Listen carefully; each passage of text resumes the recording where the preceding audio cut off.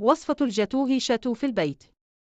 المكونات: كوب ونصف دقيق، كوب سكر، كوب زيت، كوب حليب، 4 بيضات، 2 ملعقة صغيرة بيكنج بودر، 1 ملعقة صغيرة فانيليا.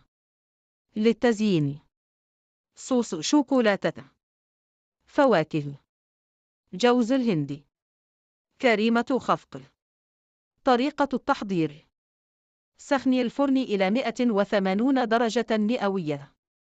في وعاء كبير، اخفقي الدقيق والسكر والزيت والحليب والبيض والفانيليا حتى يصبح المزيج ناعماً.